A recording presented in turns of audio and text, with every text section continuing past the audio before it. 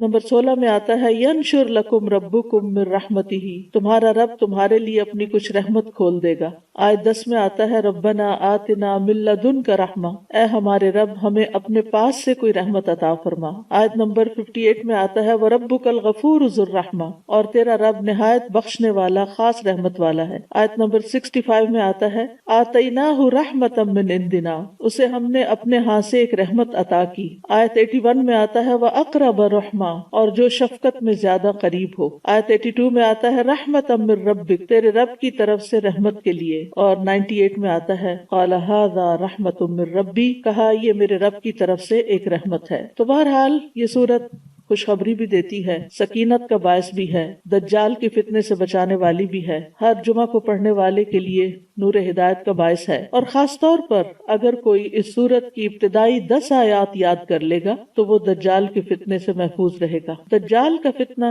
इस दुनिया में सबसे बड़ा फितना है, और अल्लाह सुब्हानहू तआला ने हमें ये सूरत एक ऐसी नेमत और अपनी रहमत के तौर पर अता की है कि जिसके जरिए हम उस फितने से बच सकते हैं। सूरत का आगाज अल्हम्दुलिल्लाह से होता है। अल्हम्दुलिल्लाहिल्लज़ी अंज़ला अला अब्दिहिल किताब व लम यजअल लहू इवजा, अल्लाह का सब तारीफ अल्लाह के लिए है जिसने अपने बंदे पर किताब नाजिल की और उसमें कोई टेढ़ नहीं रखी। तो गोया आगाज में कुरान का जिक्र है। सूरत का इख्तिताम भी कुरान के जिक्र पर हुआ। कुल लौ कानल बहरु मिदादन लिकलिमाति रब्बी लनफिदल बहरु क़ब्ल अन तनफद कलिमातु रब्बी वलौ जिअना बिमिस्लिही मददा। तो चूंकि ये सूरत फितने से निजात के लिए है, न सिर्फ ये कि दज्जाल के बल्कि और भी जो फितने इंसान की जिंदगी में आते हैं, जैसे माल का फितना, कुदरत और गलबे का फितना, इल्म का फितना, दीन का फितना, तो उस एतबार से ये सूरत अल कहफ अपने नाम के एतबार से भी सिंबॉलिक है कि कहफ जो होता है, ये केव जो होती है, वो पनाह लेने के लिए होती है, और ऐसी जगह पर जहाँ और कोई भी चीज इंसान को पनाह नहीं दे सकती। तो इसलिए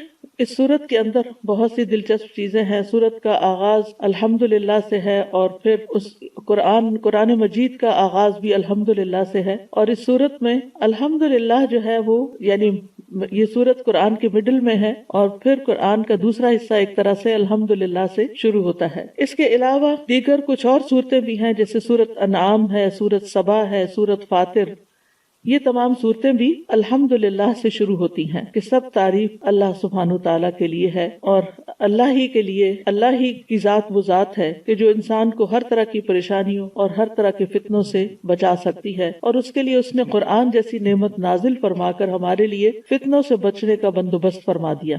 फितना क्या चीज होती है? फितना अरबी के लफा से है, जो आजमाइश करने के लिए आता है, किसी चीज का खरा खोटा मालूम करने के लिए, यानी ऐसी चीज के जिसके जरिए खैर और शर में इंसान का हाल पता चल जाए कि इंसान के अंदर खैर है या शर है। इब्न अल-अराबी कहते हैं कि फितने के कई माने हैं, जैसे आजमाना, मशक्कत, माल, औलाद, कुफ्र, आपस का इख्तिलाफ, और आग से जलाने के लिए भी फितने का लफ्ज इस्तेमाल होता है। और ये भी कहा गया है कि फितने से मुराद जुल्म है। फितना कभी अल्लाह सुब्हानहू तआला की तरफ से आता है बंदे को जांचने के लिए, जैसे कोई तकलीफ आ जाती है, मुसीबत, कोई बीमारी, कोई कत्लो गारत, कोई अजाब या दीगर नापसंदीदा चीजें, और अगर अल्लाह की तरफ से हो तो ये किसी हिकमत की वजह से होती हैं, ताकि बंदे को छांट लिया जाए। और कभी इंसान के अपने तरफ से भी होता है, इंसान के नफ्स की तरफ से भी होता है। बहरहाल दुनिया की जिंदगी फितनों और आजमाइशों का घर है, और दुनिया में जो वक्त आखिरत के करीब आ रहा है तो ज्यादा से ज्यादा फितने ही आते चले जा रहे हैं। मुआविया रज़ियल्लाहु अन्हु कहते हैं कि मैंने नबी सल्लल्लाहु अलैहि वसल्लम से सुना, आप फरमा रहे थे, दुनिया में सिर्फ आजमाइश और फितना ही बाकी रह गया है, यानी एक फितने के बाद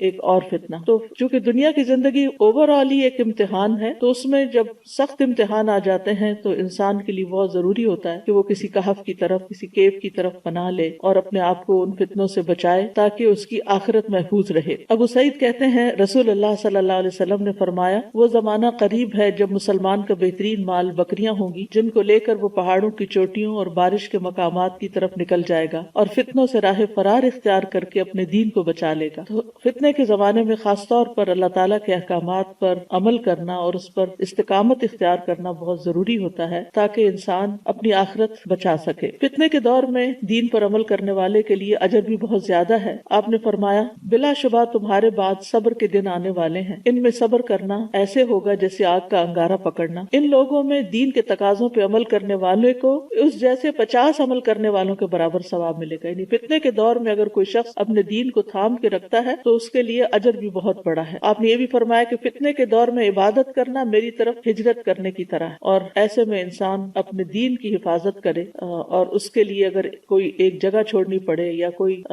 اپنے اندر تبدیلی لانی پڑے تو وہ لانا ضروری ہے. اور فتنوں سے پناہ بھی مانگنی چاہیے. نبی صلی اللہ علیہ وسلم نے فرمایا اعوذ باللہ من الفتن، میں فتنوں سے اللہ کی پناہ لیتا ہوں. اور ایک اور جگہ پر آتا ہے کہ اعوذ باللہ من سوء الفتن، میں فتنے کی برائی سے اللہ کی پناہ لیتا ہوں. ایک اور دعا ہے اللہم انا نعوذ بک ان نرجع علی اعقابنا او نفتن عن دیننا، اے اللہ ہم اس سے تیری پناہ لیتے ہیں کہ ہم الٹے پاؤں لوٹ جائیں یا اپنے دین کے بارے میں کسی فتنے میں مبتلا ہو جائیں. اسی طرح ایک اور دعا بھی ہے اللہم انی اسألک عملا بالحسنات وترکا للمنکرات واذا اردت فی قوم فتنة وانا فیہم فاقبضنی الیک غیر مفتون.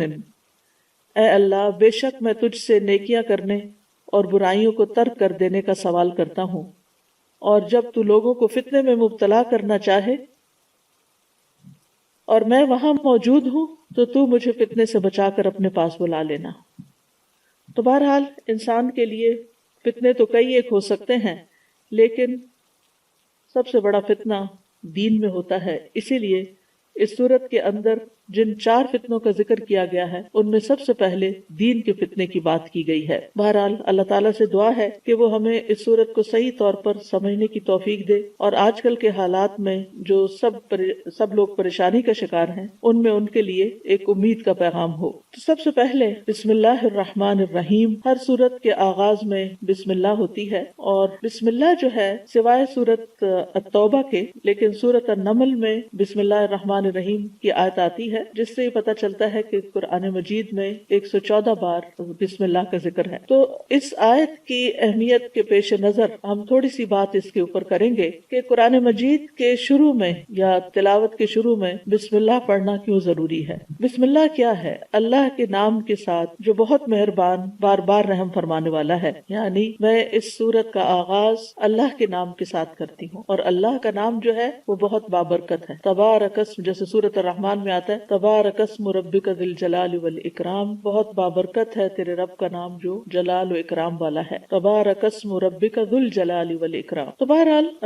جب ہم اللہ کے نام سے کوئی چیز شروع کرتے ہیں تو پھر برکت بھی آتی ہے، اللہ کی مدد آتی ہے، اللہ تعالیٰ کی طرف سے رحمت آتی ہے، اور وہ کام ہمارے لیے آسان ہو جاتا ہے. اور پھر اس میں ہم دیکھتے ہیں کہ الرحمن الرحیم، اللہ سبحانہ تعالیٰ کی 2 صفات اس کا ذکر آیا ہے، اور یہ دونوں ہی ان کا اصل مادہ جو ہے وہ رحم ہے، کہ اللہ کے نام کے ساتھ جو بہت مہربان بہت رحم فرمانے والا ہے. تو اس سے یہ پتہ چلتا ہے کہ قرآن کا نزول جو ہے یہ سراسر اللہ کی رحمت، اور قرآن پڑھنے کی توفیق جو ہوتی ہے انسان کو، یہ بھی سراسر اللہ سبحانہ تعالیٰ کی رحمت سے ہوتا ہے. جب تک اس کی رحمت نہ ہو تو ہم نہ قرآن کو پڑھ سکتے ہیں نہ اس کو سمجھ سکتے ہیں. اور قرآن کا نزول جو ہے یہ بھی سراسر اللہ سبحانہ تعالیٰ کی رحمت ہی کی مینیفیسٹیشن ہے. الرحمن علم القرآن، کہ رحمان ہے جس نے قرآن کی تعلیم دی ہے. تو اس میں ایک بہت اہم نقطہ یہ بھی ہے کہ جب انسان علم سیکھے یا سکھائے تو اسے اللہ کی رحمت طلب بھی کرنی چاہیے، اور دوسروں کے ساتھ بھی مہربانی کا سلوک کرنا چاہیے. یعنی اپنے اعتبار سے یہ کہ یہ میرے اندر کوئی تکبر نہ ہو، کیونکہ یہ جو کچھ مجھے نعمت ملی ہے قرآن سیکھنے کی یا سکھانے کی، یہ دراصل اللہ کی رحمت کی وجہ سے ہوا ہے، اس میں میرا کوئی کمال نہیں. اور دوسرا یہ ہے کہ جس کو آپ سکھا رہے ہوں اس کے لیے بھی آپ کے دل میں ایک شفقت اور محبت ہونی چاہیے. نبی صلی اللہ علیہ وسلم کے ساتھ لوگوں نے جیسا بھی سلوک کیا، مکہ کے مشرکین ہوں یا مدینہ کے منافقین ہوں، لیکن آپ نے ہمیشہ صبر اور حوصلے سے کام لیا اور اپنا کام کرتے چلے گئے، اور لوگوں کے ساتھ واقعی رحمت للعالمین بن کر ان کے ساتھ بہترین سلوک کیا. تو ہم میں سے جو بھی شخص قرآن کے ساتھ متعلق ہو اسے چاہیے کہ وہ لوگوں کے ساتھ رحمت کا سلوک کرے، مہربانی کا سلوک کرے. امام شافعی کے ایک شاگرد تھے مزنی، تو وہ اپنے ساتھ بہت سخت تھے. جہاں تک سیلف ڈسپلن کا تعلق تھا تو بہت ہی یعنی تمام ان کے شاگردوں میں سے بہت سیلف ڈسپلن کے مالک اور اپنے اوپر سختی کرنے والے ہر معاملے میں. لیکن جب وہ لوگوں کے ساتھ معاملہ کرتے تھے، اپنے طالب علموں کے ساتھ، اپنے شاگردوں کے ساتھ، تو ان کے ساتھ بہت شفقت کا سلوک کرتے تھے، اور خاص طور پر فتویٰ دینے میں بہت لوگوں کے لیے ایز تلاش کرتے تھے، مشکل نہیں پیدا کرتے تھے. اور نبی صلی اللہ علیہ وسلم کی تعلیم بھی یہی ہے کہ یسروا ولا تعسروا، آسانی پیدا کرو اور مشکل پیدا نہ کرو. تو لوگوں کو جب دین سکھایا جائے تو ان کے لیے آسانیاں پیدا کی جائیں. ہیں. تو بسم اللہ الرحمن الرحیم، اللہ کے نام کے ساتھ ہم آغاز کر رہے ہیں، اس امید کے ساتھ کہ اللہ سبحانہ وتعالی ہم پر اپنی رحمت فرمائے گا اور اپنی مہربانیاں ہم پر عام کرے گا، دنیا میں بھی اور آخرت میں بھی. پھر فرمایا، پہلی آیت ہے، الحمدللہ الذی انزل علی عبدہ الکتاب ولم یجعل لہ عوجا. سب تعریف اللہ کے لیے ہے جس نے اپنے بندے پر کتاب نازل کی اور اس میں کوئی کجی نہیں رکھی، کوئی ٹیڑھا پن نہیں رکھا. تو سورت کا آغاز الحمدللہ سے ہوتا ہے، اور الحمدللہ کا لفظ جو ہے حمد کا مطلب ہے محبت اور تعظیم کے ساتھ جس کی تعریف کی جا رہی ہے اس کا مکمل وصف بیان کرنا، یعنی ایسی تعریف جس میں محبت ہو اور تعظیم ہو. کیونکہ تعریف کے لیے مدح کا لفظ بھی آتا ہے، اور ضروری نہیں ہوتا کہ مدح کے اندر واقعی کسی کے لیے محبت بھی ہو اور تعظیم بھی ہو. بعض اوقات وہ صرف چاپلوسی ہوتی ہے یا صرف خوش آمدید ہوتی ہے، خوش آمد ہوتی ہے تاکہ اس سے کوئی بینیفٹس حاصل کیے جا سکیں. لیکن حمد کے اندر واقعی حقیقی محبت ہوتی ہے اور محبت کی بنا پہ تعریف کی جاتی ہے، اور پھر اس میں تعظیم اور احترام کا پہلو بھی ہوتا ہے. یعنی بعض اوقات لوگ محبت کی بنا پہ گستاخی بھی کر جاتے ہیں، لیکن اللہ سبحانہ تعالیٰ کے لیے جب انسان حمد کرتا ہے، تعریف کرتا ہے، تو اس میں تعظیم کا پہلو زیادہ ہوتا ہے. اور پھر یہ ہے کہ اسی طرح شکر کا لفظ بھی استعمال کیا جاتا ہے، اور شکر میں وہ تعریف ہوتی ہے جب کوئی ہم پر احسان کرتا ہے. لیکن اللہ سبحانہ تعالیٰ تو وما بکم من نعمت فمن اللہ، جتنی بھی نعمتیں ہمارے پاس ہیں وہ سب کی سب اللہ سبحانہ تعالیٰ کی طرف سے ہیں. اور اس بنا پر کہ اللہ سبحانہ تعالیٰ اپنی ذات، اپنی صفات، اپنے افعال میں کامل ہے، تو تعریف اللہ ہی کی ہے. جہاں تک بندوں کی تعریف کا تعلق ہے تو بندے تعریف ڈیزرو نہیں کرتے، کیونکہ بندے جو ہیں ان میں کمال نہیں ہے. اگر کوئی ایک کام اچھا کریں گے تو 10 اس میں غلطیاں بھی ہوں گی. یعنی اگر کوئی مثلا نیکی کا کام کرتا ہے، کوئی مثلا صدقہ خیرات کر رہا ہے، تو ہم اس بنا پر کہ یہ بڑا سخی ہے اس کی تعریف شروع کر دیتے ہیں، لیکن ہمیں نہیں پتا کہ اس نے وہ صدقہ کس نیت کے ساتھ کیا ہے، اور اس کا وہ صدقہ قبول بھی ہوا یا نہیں قبول ہوا، یا یہ کہ صدقہ کرنے کے بعد اس نے کوئی احسان جتایا ہے، یا اس نے دوسرے کو کوئی دکھ دیا ہے. تو اب ہم تو صرف ایک ظاہری صورت دیکھ رہے ہیں کہ فلاں نے اتنا لوگوں میں تقسیم کیا یا بانٹا یا دیا یا اللہ کی راہ میں دیا، لیکن یہ کامل وصف نہیں ہے اس کا. اس کے اندر اس کی نیت کی خرابی بھی ہو سکتی ہے، اور اس میں اذیت بھی ہو سکتی ہے، یا کوئی اور مشکل بھی آ سکتی ہے. لیکن اللہ سبحانہ تعالیٰ جب اس کی تعریف کی جاتی ہے تو وہ مکمل تعریف ہوتی ہے. تو الحمد للہ، تعریف اللہ کے لیے ہے. یہ جو لام ہے للہ میں، یہ لام جو ہے یہ اختصاص کا بھی ہے اور استحقاق کا بھی ہے. استحقاق کا مطلب یہ ہے کہ اللہ سبحانہ تعالیٰ ہی حقدار ہے، اور حمد اللہ ہی کے ساتھ خاص ہے، بندوں کی حمد نہیں ہو سکتی. اسی لیے آپ دیکھیں نا کہ جب کسی شاعر کو کسی بادشاہ کی تعریف لکھنی ہوتی ہے تو اس کو کیا کہتے ہیں؟ مدح. اسی طرح رسول اللہ صلی اللہ علیہ وسلم کی جب نعت لکھی جاتی ہے تو اس کو بھی مدح الرسول کہتے ہیں، حمد الرسول نہیں کہتے. ہم صرف اللہ کے لیے، الحمد للہ، کہ تعریف صرف اور صرف اللہ کے لیے ہے. اور پھر ال جو شروع میں آیا ہے، سب تعریف یعنی مکمل، ال استغراق کا، یعنی استغراق نہیں کہ پوری طرح انکمپس کیا ہوا، کہ مکمل تعریف جو ہے اور کامل تعریف جو ہے وہ اللہ سبحانہ تعالیٰ ہی کے لیے ہے. تو للہ ہی اللہ کے لیے خاص بھی ہے، اور لام کے وجہ سے اللہ تعالیٰ اس کا حقدار بھی ہے. یعنی حق اسی کا ہے کہ اس کی تعریف کی جائے، کیونکہ جو کچھ اس نے کیا ہے اس کے علاوہ کسی اور نے نہیں کیا. اور پھر الحمدللہ کہنا جو ہے وہ میزان کو بھر دیتا ہے. جب حقیقی معنوں میں انسان کا دل شکر سے لبریز ہوتا ہے اور وہ اپنے عمل سے اللہ تعالیٰ کی طرف رغبت کرتا ہے اور اللہ کو راضی کرتا ہے، تو تبھی وہ حقیقی معنوں میں اس کی تعریف کر رہا ہوتا ہے. تو اللہ سبحانہ تعالیٰ کو اپنی تعریف بہت پسند ہے، کیونکہ وہ تعریف کا حقدار ہے. بندے بھی اپنی تعریف پسند کرتے ہیں، لیکن بہت دفعہ ایسا ہوتا ہے کہ انہوں نے جو کام نہیں کیا ہوتا اس پہ بھی چاہتے ہیں، وہ یحبون ان یحمدوا بما لم یفعلوا، کہ اس پہ بھی ان کی تعریف ہو جائے جو انہوں نے کیا ہی نہیں. اور اگر وہ چھوٹا سا بھی کوئی کام کرتے ہیں تو تعریف کا طلب کرتے ہیں اور تعریف سننا پسند کرتے ہیں، جبکہ بندے اس کے نہ حقدار ہیں اور نہ ہی ان کے لیے تعریف خاص ہے. تو اللہ سبحانہ تعالیٰ ہمیں یہاں پر یہ سکھا رہے ہیں کہ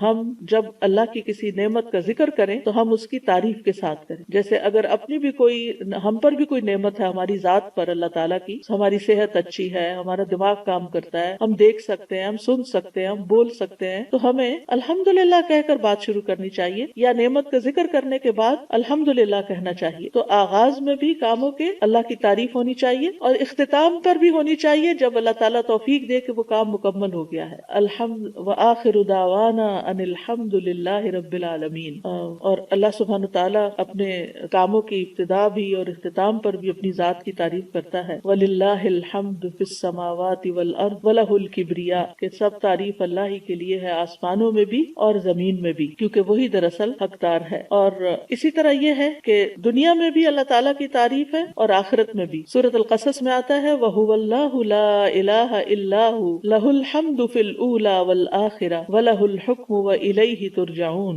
اور وہی اللہ ہے جس کے سوا کوئی معبود نہیں، اسی کے لیے دنیا اور آخرت میں سب تعریف ہے، اور اسی کے لیے حکم ہے، اور اسی کی طرف تم لوٹائے جاؤ گے. یعنی حمد فی الاولی والآخرہ، اول بھی اور آخر بھی اسی کی تعریف. اسی طرح نبی صلی اللہ علیہ وسلم اللہ تعالیٰ کی تعریف اس طرح کیا کرتے تھے، خاص طور پر رکوع سے سر اٹھانے کے بعد ربنا ولک الحمد حمدا کثیرا طیبا مبارکا. تو ایک صحابی نے کہی تھی جس کو آپ نے اپریشیٹ کیا تھا کہ اس کو 30 فرشتے اٹھانے کے لیے آئے ہیں، اس کا اجر. اور حمدا کثیرا طیبا مبارکا فی کے علاوہ جو آپ فرماتے تھے کہ اللہم لک الحمد ملء السماوات وملء الارض وملء ما شئت من شیء بعد. اے اللہ تیرے ہی لیے ہر قسم کی تعریف ہے جس سے کہ آسمان بھر جائیں اور زمین بھر جائے. کتنی خوبصورت تعریف ہے کہ اتنی تعریف کہ جس سے آسمان بھر جائے اور زمین بھر جائے، اور اس کے بعد ہر وہ چیز جسے تو چاہے وہ بھر جائے. یعنی اللہ ہونا یہ چاہیے کہ بندہ اتنی اللہ کی تعریف کرے کہ دل بھرے ہی نہ، اور پھر وہ بے اختیار پکار اٹھے کہ یا اللہ تیری اتنی تعریف جس سے سارے آسمان بھر جائے اور ساری زمین بھر جائے، اور اس کے بعد جو چاہے تو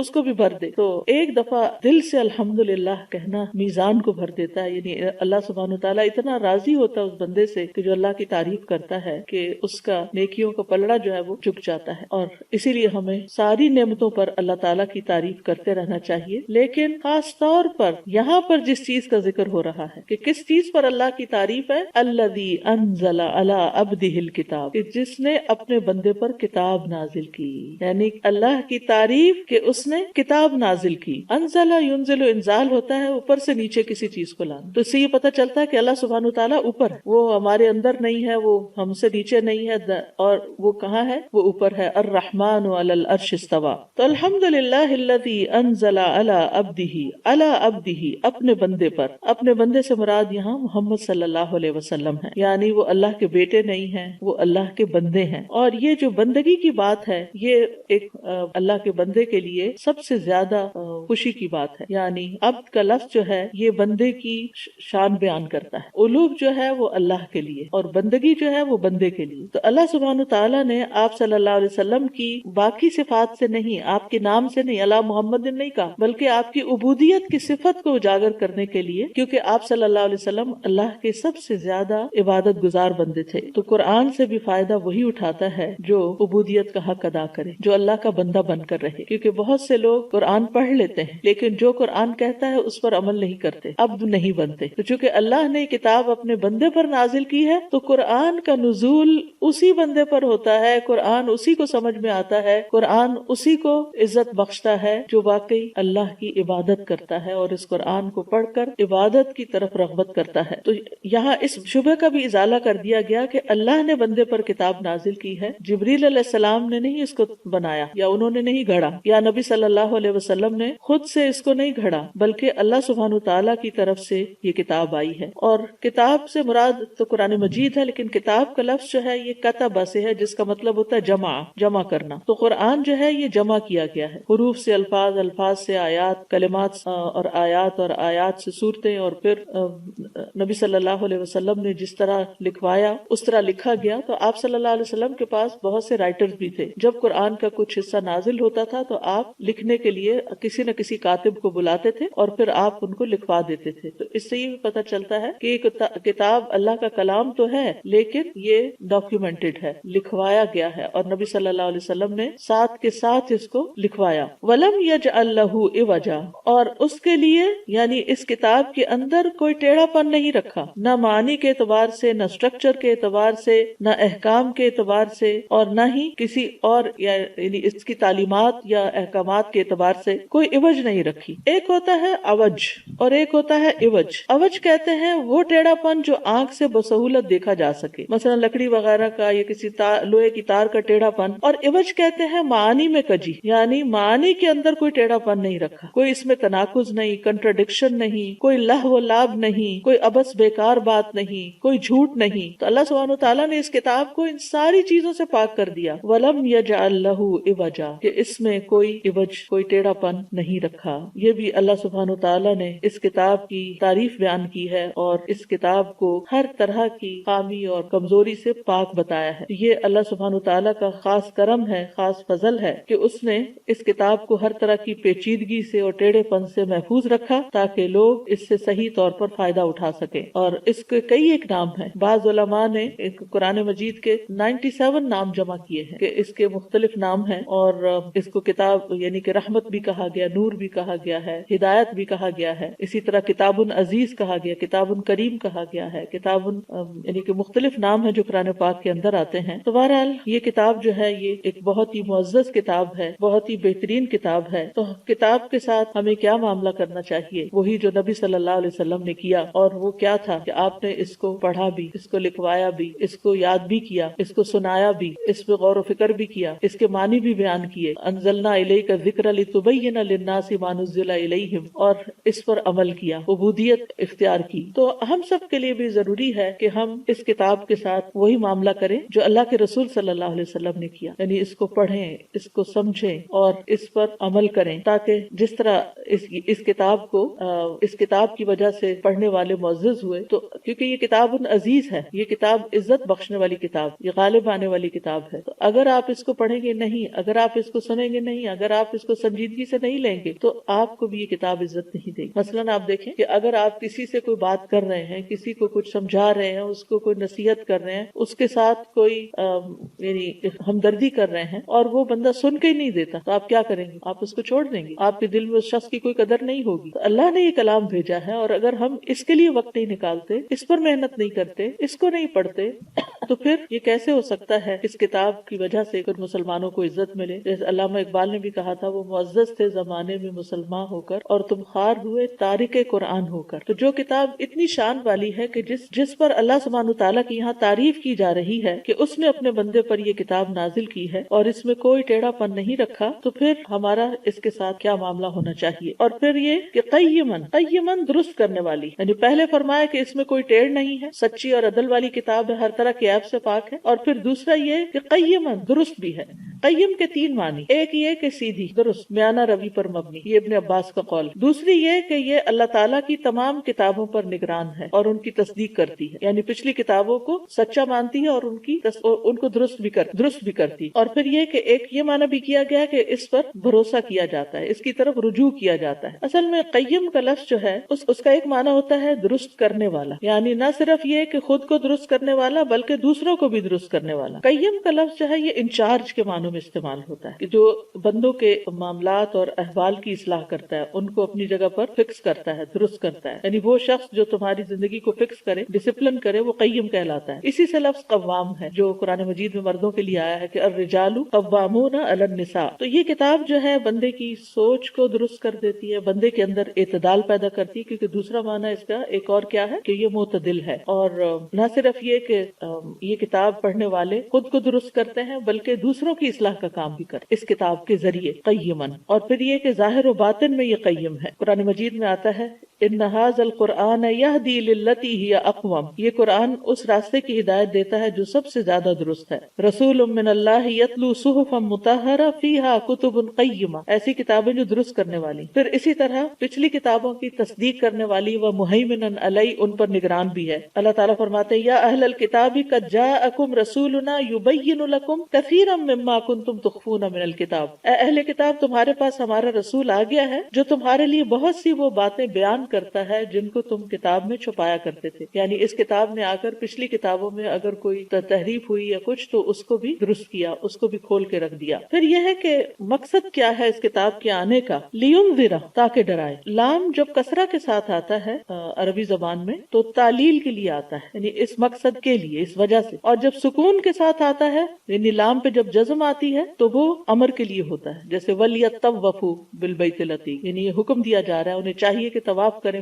پرانے گھر کا, خانہ کعبہ کا. لیونذرا بأسا شدیدا, تاکہ یہ سخت عذاب سے خبردار کرے, ڈرائے. یعنی اس قرآن کے ذریعے اللہ تعالیٰ اپنے ہاں موجود عذاب سے ڈرائے لوگوں کو, یا اس شخص کو اپنی اس قضاء و قدر سے ڈرائے جو اس کے احکامات کی مخالفت کرنے والوں کے لیے ہے. اور یاد رکھیے اس میں دنیاوی عذاب اور اخروی عذاب دونوں ہی شامل ہیں. اور یہ بھی اللہ تعالیٰ کی نعمت ہے کہ اس نے اپنے بندوں کو خوف دلایا ہے اور ان کو ان چیزوں سے ڈرایا ہے جو ان کے لیے نقصان اور ہلاکت کا باعث ہیں. لِيُنذِرَ بَأْسًا شَدِيدًا, اور انبیاء جو آئے ہیں تو ان کے جو فرائض منصبی ہوتے ہیں ان میں ڈرانا اور خوشخبری دینا دونوں ہی چیز ہے. اور وہ اپنے پاس سے نہیں ڈراتے, وہ اللہ کی طرف سے آئی ہوئی وحی کے مطابق ڈراتے ہیں. رسول اللہ صلی اللہ علیہ وسلم کی آمد کا ایک مقصد قرآن مجید میں کیا بتایا گیا؟ سورۃ الفتح میں آتا ہے انا ارسلناک شاہدا ومبشرا ونذیرا, بے شک ہم نے آپ کو گواہی دینے والا, خوشخبری دینے والا اور ڈرانے والا بنا کر بھیجا ہے. تو قیما لینذر بأسا شدیدا من لدنہ. اچھا, اگر اس میں بأسا شدیدا جو ہے یہ عذاب کے لیے استعمال ہوا ہے اور یہ نکرہ آ رہا ہے. جب نکرہ آ رہا ہے تو اس کا مطلب کیا؟ نکرہ کا مطلب کیا ہے کہ کوئی بھی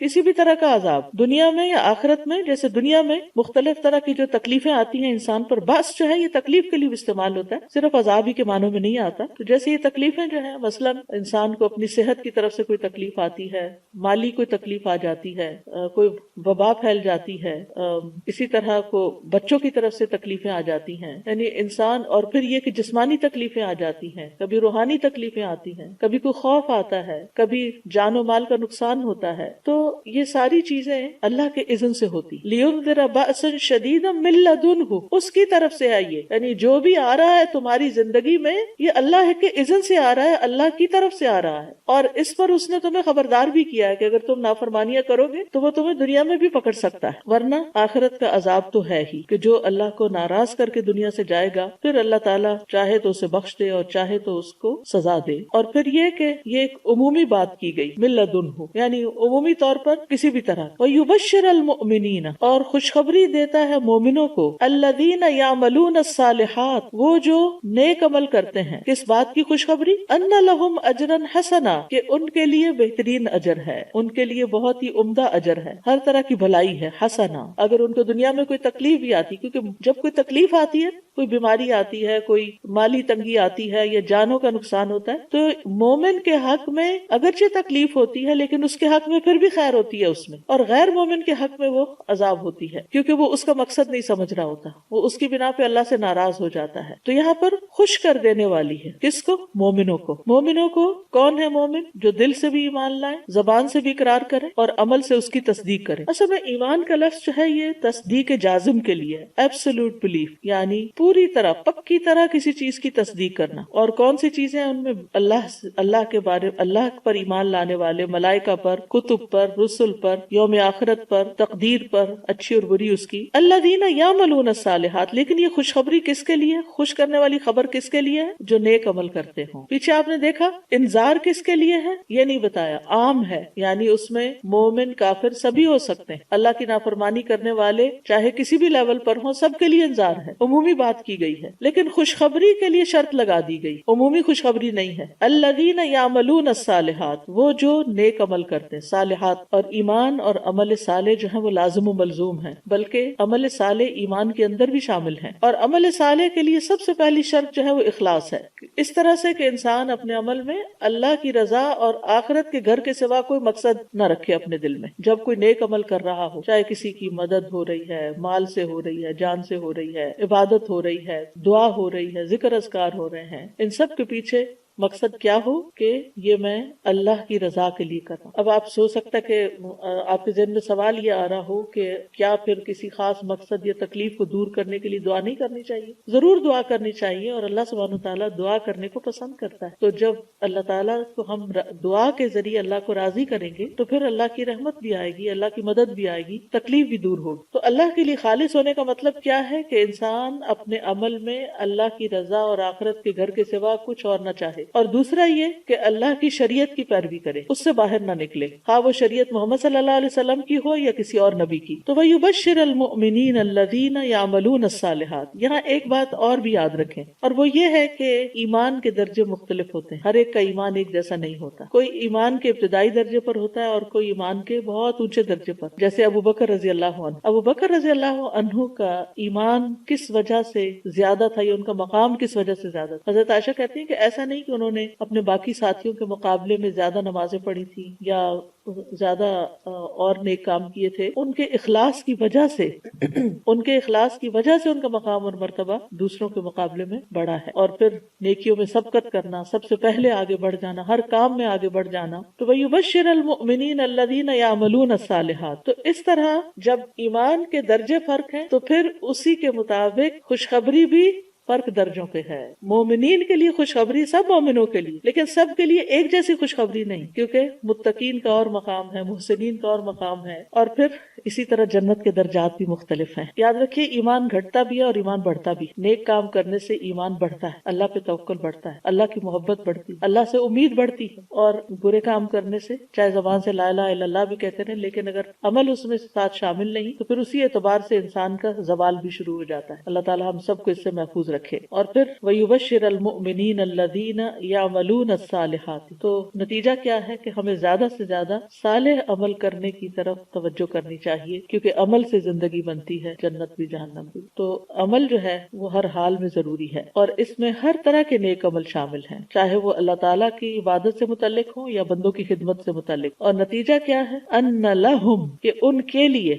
لہم یہاں تخصیص کے لیے، کہ بے شک انہی کے لیے ہے، اجرن حسنا، اچھا اجر، عمدہ اجر، یعنی جیسا ان کے لیے ان کا، اور اجر جو ہوتا ہے وہ عمل کے مقابل ہوتا ہے، اجرت سے ہے، یعنی جتنی محنت کرو گے اتنا ہی تمہیں ریوارڈ ملے گا۔ اور یہ بھی اجرن بأسن کی طرح کیا ہے؟ نکرہ ہے، اور جب نکرہ ہوتا ہے تو پھر اس میں عموم بھی پایا جاتا ہے، یعنی ہر طرح کا اجر شامل ہو جاتا ہے۔ حسنن، عمدہ، اور اجرن حسنن میں دنیا کا اجر بھی اور آخرت کا اجر بھی، جیسے قرآن مجید میں سورۃ یونس میں آتا ہے للذین احسنوا الحسنى وزیادہ، کہ جن لوگوں نے اچھا کیا ان کے لیے اچھائی ہے اور زیادہ بھی ہے، ان کے لیے زیادہ بھی ہے۔ اسی طرح هل جزاء الاحسان الا الاحسان، کیا احسان کا بدلہ کچھ اور بھی ہو سکتا ہے؟ اور پھر جو لوگ چھپ کے عبادت کرتے ہیں اور راتوں کو عبادت کرتے ہیں تو اس کے بارے میں سورۃ سجدہ میں آتا ہے فلا تعلم نفس ما اخفی لهم من قرۃ اعین، تو کوئی شخص نہیں جانتا کہ ان کے لیے آنکھوں کی ٹھنڈک میں سے کیا کچھ چھپا کے رکھا گیا۔ لیکن یہ آنکھوں کی ٹھنڈک جنت میں کس کے لیے ہے؟ جس کے لیے دنیا میں اس کی نماز آنکھوں کی ٹھنڈک، اور خاص طور پر رات کی عبادت کو وہ انجوائے کرتا ہے اور اس میں اخلاص ہوتا ہے، اللہ تعالیٰ کی رضا کے لیے وہ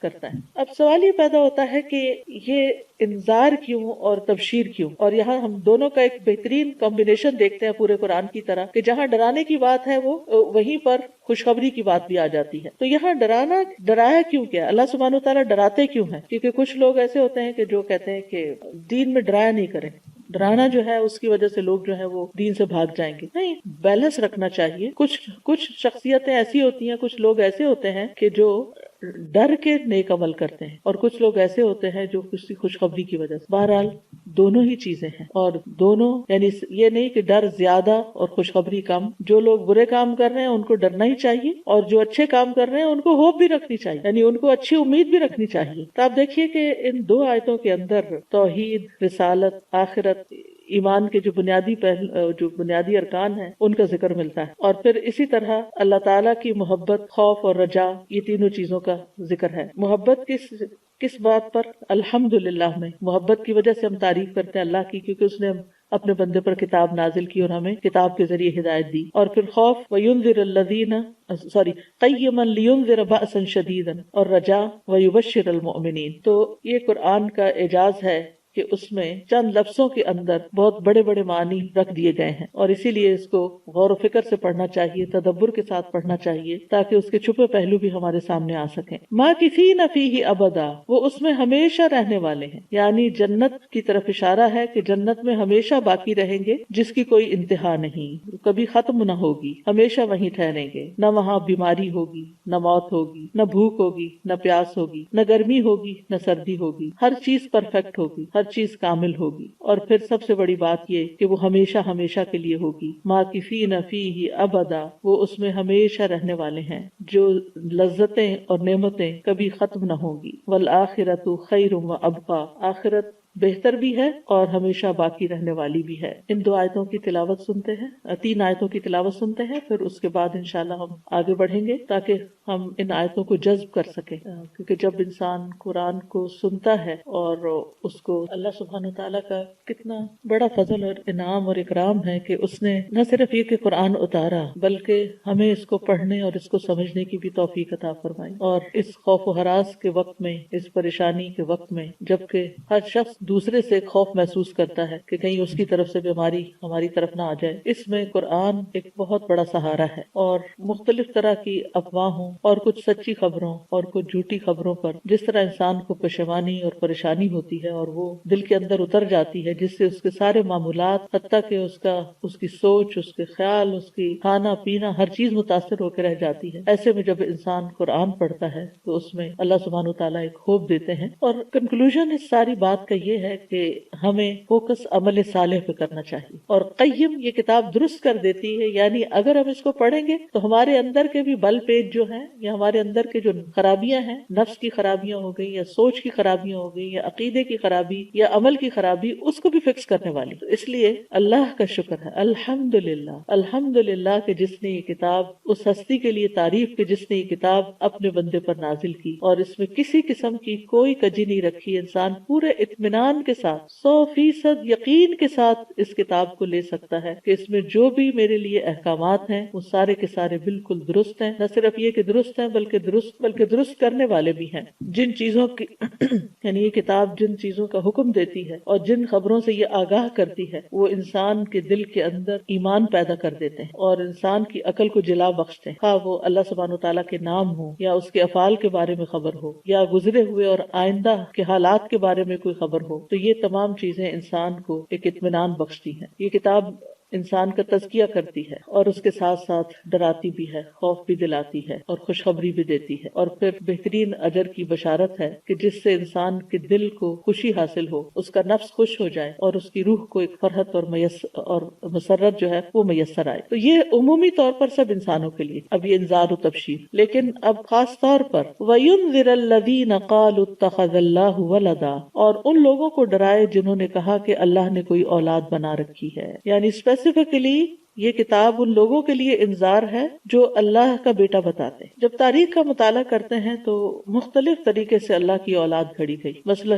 مشرکین عرب نے ملائکہ کو اللہ کی بیٹیاں قرار دیا، وَاتَّخَذَ مِنَ الْمَلَائِكَةِ إِنَاثًا إِنَّكُمْ لَتَقُولُونَ وَاتَّخَذَ مِنَ الْمَلَائِكَةِ إِنَاثًا إِنَّكُمْ لَتَقُولُونَ قَوْلًا عَظِيمًا، اور انہوں نے ملائکہ میں سے دیویاں بنا لی، یعنی اللہ کی بیٹیاں بنا لی، بے شک تم بہت بڑی بات کہتے ہو۔ سورۃ نحل میں آتا ہے وَيَجْعَلُونَ لِلَّهِ الْبَنَاتِ سُبْحَانَهُ وَلَهُم مَّا يَشْتَهُونَ، اور انہوں نے اللہ کے لیے بیٹیاں گھڑ لی، پاک ہے وہ اور ان کے لیے وہ جس کی وہ خواہش کریں۔ اسی طرح نصارہ نے اللہ کا بیٹا بنا لیا، وَقَالُوا اتَّخَذَ الرَّحْمَنُ وَلَدًا لَقَدْ جِئْتُمْ شَيْئًا إِدًّا تَكَادُ السَّمَاوَاتُ يَتَفَطَّرْنَ مِنْهُ وَتَنشَقُّ الْأَرْضُ وَتَخِرُّ الْجِبَالُ هَدًّا أَن دَعُوا لِلرَّحْمَنِ وَلَدًا وَمَا يَنبَغِي لِلرَّحْمَنِ أَن يَتَّخِذَ وَلَدًا، اور انہوں نے کہا کہ رحمان نے کوئی اولاد بنا لی ہے، بلا شبہ یقیناً تم ایک بہت بھاری بات کہتے ہو، آسمان قریب ہے کہ اس سے پھٹ پڑے اور زمین شک ہو جائے اور پہاڑ ڈھہ کر گر پڑے کہ انہوں نے رحمان کے لیے کسی اولاد کا دعویٰ کیا، حالانکہ رحمان کے لائق نہیں کہ وہ کوئی اولاد بنائے۔ تو اللہ سبحانہ وتعالیٰ نے اس بات کی شدید مذمت کی ہے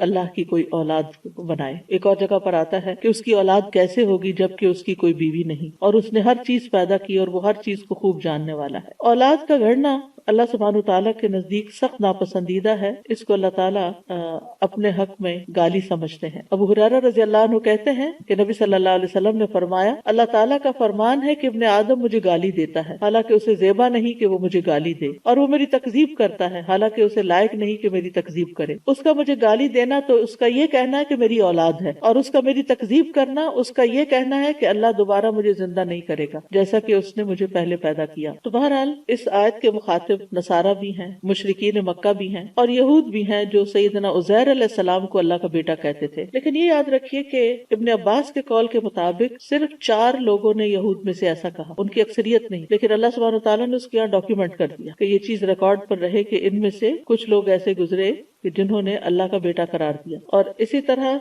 بعض نے کہا کہ صرف ایک شخص نے ایسا کہا تھا، عزیر علیہ السلام کو اللہ کا بیٹا قرار دیا۔ بقائی جو ایک مفسر ہیں وہ کہتے ہیں کہ اب یہود میں یہ کانسیپٹ نہیں رہا، لیکن ایک دفعہ بھی کسی کا کہنا کسی قوم میں سے، یعنی جب قوم اس کی تردید نہیں کرتی تو وہ ان سب کے ذمہ آ جاتی ہے بات۔ جب کوئی یہ دعویٰ کرتا ہے کہ نعوذ باللہ اللہ کا کوئی بیٹا ہے تو وہ توحید کی تینوں اقسام میں شرک کرتا ہے، توحید ربوبیت میں بھی، توحید الوہیت میں بھی، اور توحید اسماء و صفات میں بھی۔ تو یہ چیز چونکہ اللہ تعالیٰ کو بہت ناپسند ہے، اس لیے قرآن مجید کا ایک مقصد یہ بھی بتایا گیا کہ یہ ان لوگوں کو خبردار کر رہا ہے کہ جنہوں نے کہا کہ اللہ نے بیٹا بنایا ہے۔ اس میں آپ دیکھیں کہ قرآن مجید کا یہ انذار جو ہے، یہ ڈراوا جو ہے، بہت سے لوگوں کے حق میں بہت نعمت ثابت ہوا ہے کہ انہوں نے جب قرآن کو پڑھا، عیسیٰ علیہ السلام کی اصل حقیقت سامنے آئی تو انہوں نے اسلام قبول کر لیا۔ اگر دنیا میں جتنے بھی لوگ مسلمان ہوئے تو ان کی اکثریت سے اگر پوچھا جائے کہ وہ کس چیز کی وجہ سے مسلمان ہوئے ہیں تو وہ قرآن پڑھنے کی وجہ سے۔ اور قرآن مجید میں شرک کی بارہا تردید کی گئی اور اللہ سبحانہ تعالیٰ کی عظمت کی نشانیوں کو بہت جگہ ذکر کیا گیا۔ تو یہ کتاب جو لوگ حقیقی معنوں میں ہدایت حاصل کرنا چاہیں ان کے لیے ہدایت کا باعث بنتی ہے۔ پھر اللہ تعالیٰ مزید اس بات کی تردید فرماتے ہیں، مَا لَهُم بِهِ مِنْ عِلْمٍ وَلَا لِآبَائِهِمْ كَبُرَتْ كَلِمَةً تَخْرُجُ مِنْ أَفْوَاهِهِمْ إِنْ يَقُولُونَ إِلَّا كَذِبًا۔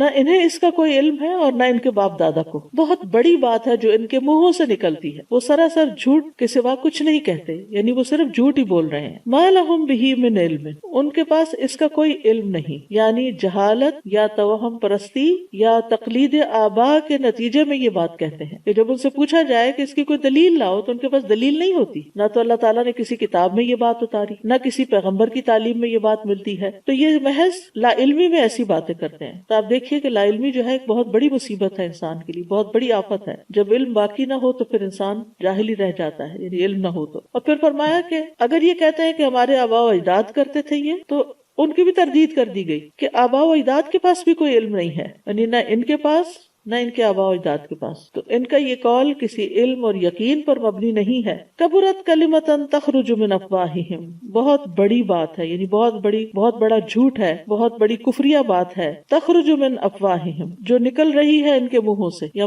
فعل مضارع آیا ہے، یعنی مسلسل یہی بات دہراتے چلے جا رہے ہیں، ایک جنریشن کے بعد دوسری جنریشن اسی چیز کو بار بار ریپیٹ کر رہی ہے۔ اب یہاں پر لفظ افواہ استعمال ہوا ہے جو فوہ فاہ فی سے ہے، یعنی فوہ کہتے ہیں منہ کو، یعنی ان کے منہوں سے یہ بات نکل رہی ہے، ان کے دل اور دماغ سے نہیں، کیونکہ جب کوئی بات انسان جس پر غور و فکر کرتا ہے، جس کو پوری طرح انالائز کرتا ہے، اس کو ہر طرح سے جانچتا پرکھتا ہے، تو پھر انسان اس بات کو کرنے سے پہلے سوچتا ہے، لیکن یہ بے سوچے سمجھے یہ بات کر رہے ہیں۔ کبرت کلمۃ تخرج من افواہہم، تو اس سے ایک بہت اہم بات پتہ چلتی ہے کہ بے سوچے سمجھے بات نہیں کرنی چاہیے، صرف ایک کان سے سن کے وہی بات نقل کر دینا یہ ہمارے دین کا حصہ نہیں ہے، یہ ناپسندیدہ ہے۔ ہم سب کو بھی یہ سوچنا چاہیے کہ ہماری زبانوں سے کیا نکلتا ہے جو ہم بے سوچے سمجھے کہتے ہیں، کیونکہ بے سوچے سمجھے کوئی بات کہنا جو ہے یہ اللہ سبحانہ تعالیٰ کے نزدیک بہت ناپسندیدہ۔ ایک حدیث میں آتا ہے کہ انسان ایک بات منہ سے نکالتا ہے اور اس کی وجہ سے وہ جہنم میں 70 سال کے فاصلے پر جا گرتا ہے، ایک بات بے سوچے سمجھے جس کا اس کو ادراک بھی نہیں ہوتا۔ تو یہ اسی قسم کی باتیں جو ان کے منہوں سے نکل رہی ہیں، بے سوچے سمجھے نکل رہی ہیں، جو اللہ سبحانہ تعالیٰ کی شان میں گستاخی ہے، جو اللہ تعالیٰ کی ذات میں شرک ہے، اس کی صفات میں شرک ہے، تو یہ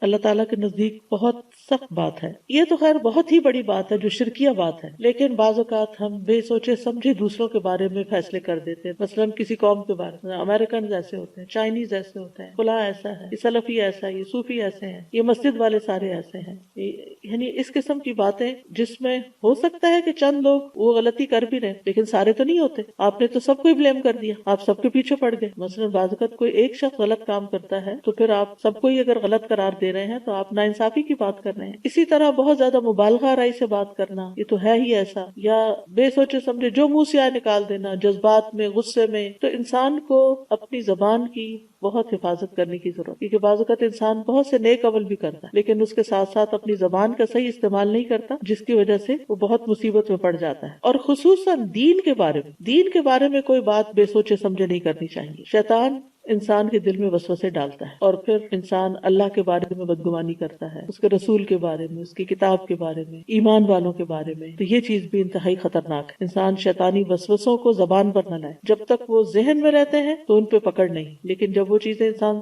یعنی ان پہ یقین کرنے لگتا ہے اور ان کو بیان کرنے لگتا ہے اور ان کو آگے ٹرانسفر کرنے لگتا ہے تو یہ چیز قابل مواخذہ ہو جاتی ہے۔ تو کبرت کلمۃ تخرج من افواہہم، اور جیسے کہ قرآن مجید میں آتا ہے کہ وَأَن تَقُولُوا عَلَى اللَّهِ مَا لَا تَعْلَمُونَ، بہت بڑا گناہ ہے کہ تم اللہ کے بارے میں وہ باتیں کہو جو تم جانتے ہی نہیں، جن کا تمہیں علم ہی نہیں۔ آپ دیکھیے کہ اگر اپنے آپ کو رکھ کے دیکھیے، کیا آپ کے بارے میں اگر کوئی جھوٹی بات کہے اور اس کو مشہور بھی کر دے اور اس کو ایک سچ کی طرح بنا کے پیش کرے تو آپ کی کیا کیفیت ہوگی؟ یعنی انسان سوچے ذرا اپنے بارے میں کہ جب اس کے اوپر جھوٹی کوئی تہمت لگتی ہے یا جھوٹی بات اس کے بارے میں کی جاتی ہے تو وہ سراپا آگ ہو جاتا ہے، سیخ پا جس کو کہتے ہیں، اس کو آگ لگ جاتی ہے کہ میں نے نہ یہ بات کہی، نہ میں نے سوچی، نہ میں نے کسی کو اس کے بارے میں کچھ بتایا اور یہ بلا وجہ میرے ذمہ لگ رہا ہے۔ تو اگر کوئی شخص اللہ کے بارے میں جھوٹ کہتا ہے، کیونکہ ان یقولون الا کذبا، نہیں یہ کہہ رہے ہیں مگر جھوٹی، اور جھوٹ کیا ہوتا ہے؟ خلاف حقیقت بات، یہ لوگ جھوٹی بات ہی کر رہے ہیں۔ تو ہم اپنے بارے میں کوئی بات جھوٹی نہیں سننا چاہتے تو ہم دین کے معاملے میں جھوٹی باتیں کیوں کرتے ہیں؟ تو یاد رکھیے کہ بے سوچے سمجھے کی جانے والی بات جو ہے وہ انسان کو جہنم تک پہنچانے والی ہے۔ اللہ سبحانہ وتعالیٰ ان سب کی جھوٹی باتوں پر صبر کرتے ہیں اور ان کو پھر بھی کھانے کو رزق دے رہے ہیں، جبکہ اگر ہمارے اوپر کوئی جھوٹا الزام لگائے تو ہم اس کی مدد بند کر دیں۔ حضرت ابوبکر جیسے رضی اللہ عنہ جیسے مخلص ترین انسان کو جو ہر نیکی اللہ ہی کے لیے خالص کرتے تھے، جب انہیں پتا چلا کہ ان کے بھتیجے نے ان کی بیٹی کے اوپر الزام لگا دیا، یہ الزام لگانے والوں میں وہ شامل ہو گیا، تو چونکہ وہ ان کا وظیفہ دیتے تھے تو فوراً کہنے لگے کہ آج کے بعد میں اس کی مالی مدد نہیں کروں گا۔ لیکن اللہ سبحانہ وتعالیٰ نے ان کو بھی تلقین کی کہ ٹھیک ہے جو بھی ہے، لیکن اہل الفضل جن کو اللہ نے مال دے رکھا ہے، جن کو اللہ نے عطا کر رکھا ہے، وہ کسی اور کو دینے سے کترائے نہیں یا قسم نہ کھائیں کہ وہ اوروں کو نہیں دیں گے، یعنی جو ضرورت اوروں کو نہیں، جو مسکین اور یتیم اور فی سبیل اللہ ہجرت کر کے آئے ان پہ خرچ نہیں کریں گے۔ تو اس کے بعد حضرت ابوبکر کے بارے میں آتا ہے کہ انہوں نے وہ وظیفہ دگنا کر دیا تھا۔ ان یقولون الا کذبا، نہیں کہتے مگر یہ جھوٹی بات۔ تو اس جھوٹ کے پیچھے نہیں جانا چاہیے کیونکہ اس میں کوئی دلیل نہیں۔ اور جھوٹ کیا ہوتا ہے؟ الخبر المخالف للواقع، یعنی جان بوجھ کے ہو یا انجانے میں ہو حقیقت کے برخلاف خبر دینا۔ اور آج کل کے سیناریو میں یہ بات کہنا چاہوں گی کہ چونکہ سوشل میڈیا بہت ایزیلی اویلیبل ہے ہر ایک کو، گاؤں دیہات میں بیٹھے ہوئے لوگ بھی اس میں شریک ہیں اور شہروں کے بھی اور ہر جگہ کے، تو اس موجودہ بیماری میں انہیں کرونا وائرس میں جو لوگ جھوٹی افواہیں پھیلا رہے ہیں یا غلط قسم کے لوگوں کو صحت کے لیے مشورے دے رہے ہیں، ان سب کو اللہ سے ڈرنا چاہیے کہ کسی کو مس لیڈ بھی نہ کریں، کسی کو ایسی چیز بھی نہ کہیں کہ جو اس کے لیے مزید نقصان دہ ہو، اور اسی طرح جھوٹی خبریں بھی نہ پھیلائیں، یعنی ایسی باتیں گھڑ گھڑ کے عام نہ کریں کہ جس سے لوگوں کا morale اور ڈاؤن ہو، بلکہ امید کی بات کریں، اللہ کی طرف رغبت کی بات کریں، کیونکہ لغو باتیں کرنا، جھوٹی باتیں کرنا انسان کے عمل کو بھی نقصان دینے والی بات ہے، انسان کے ایمان کو خراب کر دینے والی بات۔ جھوٹ جو ہے وہ انسان کے ایمان کو اس طرح نقصان دیتا ہے جس طرح ایلوا شہد کو بگاڑ دیتا ہے، یعنی انسان کے کیے کرائے پہ پانی پھیرنے والی چیز ہے۔ تو اس لیے افواہوں سے خاص طور پر بہت سے اسکیمز عام ہوئے ہوئے ہیں اور اس سے دوسروں کو بیوقوف بنایا جاتا ہے، اور بھولے والے عوام جو ہیں وہ ان چیزوں کو حقیقت سمجھ کر ان کو دوسروں کے ساتھ بھی شیئر کر لیتے ہیں، اور پھر ایک جھوٹ جو ہے وہ پوری دنیا میں نشر ہونے لگتا ہے۔ اللہ سبحانہ وتعالیٰ ہم سب کو اس سے بچا کے رکھے، کیونکہ ایک طرف جو تکلیف ہے یا جو وبا ہے وہ تو اپنی جگہ ہے ہی، لیکن جو مس انفارمیشن انفارمیشن ہوتی ہے، ڈس انفارمیشن ہوتی ہے، وہ ہمیشہ چیزوں کو اور زیادہ بڑا کر کے بتاتی ہے اور اس خوف میں اور زیادہ اضافہ کر دیتی ہے. اس لیے انسان کے پاس اگر کرنے کی کوئی بات ہو تو کوئی یقینی بات کرے، ورنہ خاموش رہے. کبھی کسی لیڈر کے بارے میں افواہ پھیلا دینا، کبھی کسی قوم کے بارے میں افواہ پھیلا دینا، تو ان افواہوں سے پرہیز کرنے کی ضرورت ہے. اس آیت کی تلاوت سنیے. نیکسٹ آیت ہے فَلَعَلَّكَ بَاخِعٌ نَفْسَكَ عَلَىٰ آثَارِهِمْ إِن لَّمْ يُؤْمِنُوا بِهَٰذَا الْحَدِيثِ أَسَفًا. پس شاید آپ اپنی جان ان کے پیچھے غم سے ہلاک کر لینے والے ہیں اگر وہ اس بات پر ایمان نہ لائے. یہاں نبی صلی اللہ علیہ وسلم کے جذبات کا اظہار کیا جا رہا ہے کہ آپ قریش کے ایمان لانے کی انتہائی شدید خواہش رکھتے تھے اور ان کے اعراض اور گریز سے آپ کو سخت تکلیف ہوتی تھی. تو آپ کی اسی کیفیت کا یہاں پر ذکر کیا گیا ہے. نبی صلی اللہ علیہ وسلم جہان والوں کے لیے رحمت بنا کر بھیجے گئے تھے اور آپ کا ہم و غم یہی ہوتا تھا کہ لوگ ہدایت پا جائیں. تو یہاں پر لفظ استعمال ہوا ہے باخعن. یہ فلعل کا کوئی معنی جو ہے لعل کا یعنی شاید کہ یہ اندیشہ ہے کہ باخعن ہلاک کرنے والے. بخا کا لفظ جو ہے یہ استعمال ہوتا ہے جب انسان غم کی وجہ سے ہلاک، ڈائی فرام ڈپریشن، انسان کسی چیز کا ایسا غم دل کو لگا لے کہ سروائیو بھی نہ کر سکے. نفس کا اپنی جان کو، آپ اپنی جان کو ہلاک کر دینے والے. علی آثارہم، آثار اثر کی جمع ہے، نشانی، علامت قدم. یعنی جب وہ چلے جاتے ہیں آپ کا انکار کر کے تو آپ ان کے پیچھے یعنی ان کے انکار کے بعد آپ اپنے آپ کو غم لگا لیتے ہیں کہ انہوں نے انکار کیوں کیا.